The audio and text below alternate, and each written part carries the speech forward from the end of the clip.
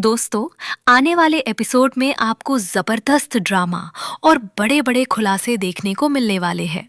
कहानी एक ऐसे मोड़ पर पहुंच चुकी है जहां हर किरदार किसी न किसी राज को छुपाने की कोशिश कर रहा है, लेकिन अब सच ज्यादा देर तक छुपा नहीं रहेगा। एपिसोड की शुरुआत एक ऐसे रहस्य से होगी जिसे अब तक सबसे छुपा कर रखा गया था। इसी बीच सहर को एहसास हो जाता है कि अगर माहिद को बचाना है तो अब बहुत सोच समझकर कदम उठाने होंगे। वो कहती है कि हमें माहिद के इलाज के लिए थोड़ा और वक्त चाहिए होगा। किसी भी कीमत पर फूफी जान, नाज और इंशा को यहाँ ले आना पड़ेगा, क्योंकि सच तक पहुँचने का यही एक रास्ता है। सहर को अमाल की बात भी याद आती है। अमाल ने बताया था कि उसने माहिद के कमरे में किसी औरत की आवाज सुनी थी। ये बात सच थी या महज एक भ्रम, इसका अभी तक कोई सबूत नहीं है, लेकिन सहर का शक लगातार गहराता जा रहा है। उसे पूरा यकीन है कि वो रहस्यमयी औरत इन्हीं तीनों में से कोई एक है। अब सवाल ये है कि आखिर वो औरत कौन है और वह माहिद के कमरे में क्या कर रही थी? क्या वह माहिद की मदद कर रही थी या उसके खिलाफ कोई साजिश रच रही थी? इसी राज का पर्दाफाश करने के लिए सहर एक नई चाल चलती है। वह सीधे फूफी जान के पास पहुंचती है और बड़ी मासूमियत से कहती है, अरे फूफी जान, आप इतनी जल्दी में कहाँ जा रही हैं? हम कब से आपको ही ढूंढ रहे थे। मंगनी की इतनी सारी तैयारियां करनी है, हमें समझ ही नहीं आ रहा कि इतना सारा काम कैसे होगा। फिर हमने सोचा कि इस घर में सबसे बेहतरीन इंतजाम तो आप ही करती हैं, इसलिए आपकी मदद के बिना ये सब मुमकिन नहीं है। सहर की मीठी बातों के पीछे छुपा मकसद फूफी जान समझ जाती हैं। वह मुस्कुराकर ताना मारते हुए कहती हैं, तुम्हारा जहन बहुत मजबूत है। अभी 2 रात पहले ही तुम कहकर गई थीं कि तुम्हारा साया भी नियाजी मंजिल में कदम नहीं रखेगा, और आज तुम नियाजी मंजिल की मलिका बनने का सपना देख रही हो। तुम माहिद से मंगनी करना चाहती हो और अब हमसे मदद भी मांग रही हो।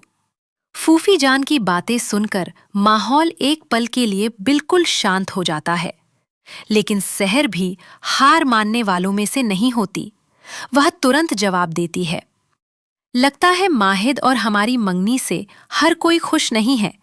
आपके चेहरे पर तो जबरदस्ती वाली खुशी भी दिखाई नहीं दे रही।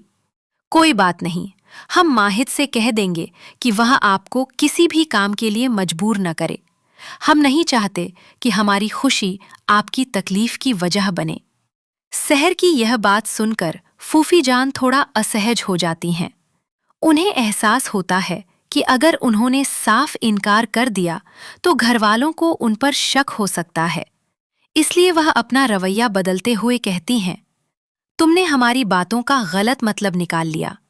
हम अपने बच्चे से बहुत मोहब्बत करते हैं। हम क्यों नहीं चाहेंगे कि वह खुश रहे? अच्छा बताओ, क्या काम करना है?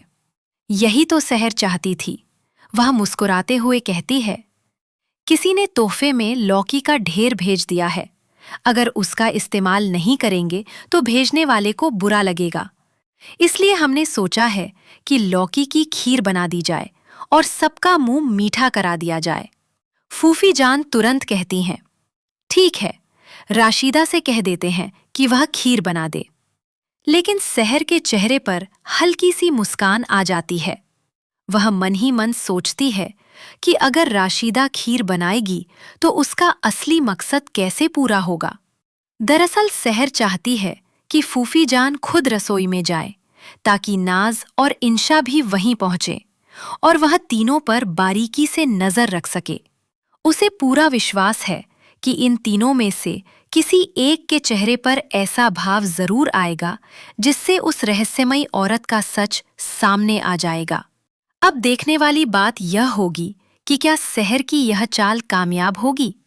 क्या फूफी जान, नाज और इंशा उसके जाल में फंस जाएंगी? आखिर माहिद के कमरे में सुनी गई उस औरत की आवाज किसकी थी?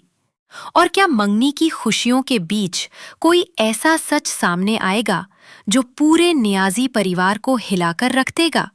इन सभी सवालों के जवाब आपको आने वाले एपिसोड में देखने को मिलेंगे।